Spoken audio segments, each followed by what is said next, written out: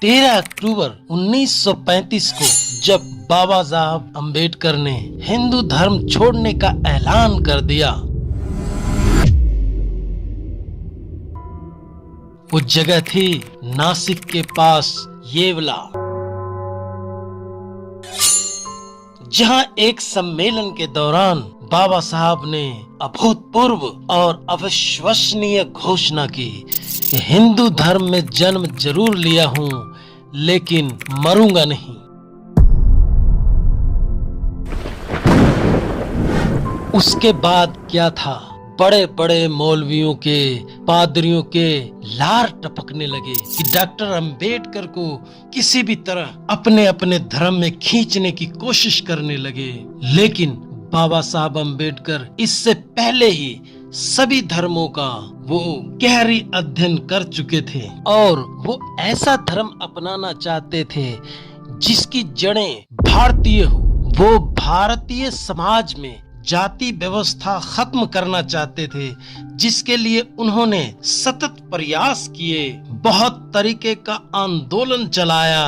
Doctor Bhimrao Ambedkar को भारत की प्राचीन संस्कृति से बहुत ही गहरी लगाव थी। अगर आप तुलना करेंगे उस समय के महान हस्तियों से, तो उन लोगों से कहीं ज्यादा वो भारतीय होने का गर्व महसूस करते थे। अब चलते हैं दूसरी ओर। हैदराबाद के निजाम काफी पैसे, सोने चांदी, बड़े पद देने के लालच देकर बाबा साहब भीमराव अंबेडकर को इस्लाम धर्म अपनाने का दबाव डालने लगे। लेकिन बाबा साहब जानते थे कि इस्लाम में त्रुटियां हैं। तभी मौलवी साहब से बाबा साहब ने पूछ डाला,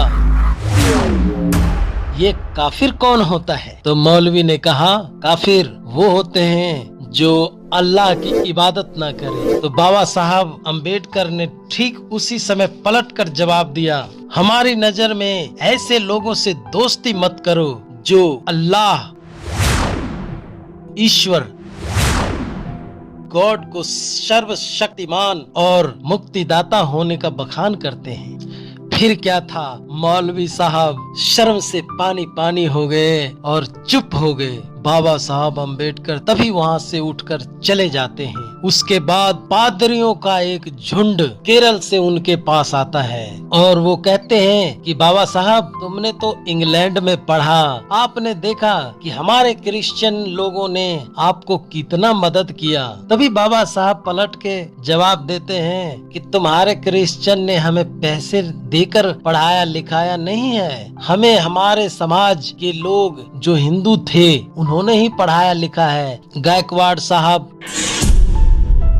पादरी अवाक हो जाते हैं। फिर वो दूसरा सवाल करते हैं, पादरी साहब ये बताइए, मरने के बाद जो व्यक्ति क्रिश्चियन धर्म अपनाते नहीं है, क्या उनको जन्नत मिलेगी? तो वो बोलते नहीं। तो तभी बाबा साहब कहते, तुम्हारा भगवान तो सेल्फिश है, वो अपने लोगों को ही जन्नत में डालना चाहता है, बाकी को जहन्नम में। फिर क्या था, पादरी का शर्म से आंखें झुक गई और बाबा साहब वहाँ से उठकर चल दिए। बाबा साहब चाहते थे कि वो ऐसा धर्म अपनाए जिसके अंदर मानव मानव से प्रेम हो, मानव मानव से भाईचारा हो, ना कोई काफिर हो, ना कोई कुफ्र कहलाए, सभी समान हो। तो ऐसा उन्होंने एक भारतीय महान धर्म बौद्ध धर्म में पाया और वो बौद्ध धर्म अपना लिए। इसके साथ ही आपसे विदा लेंगे। जय हिंद, वंदे मातरम।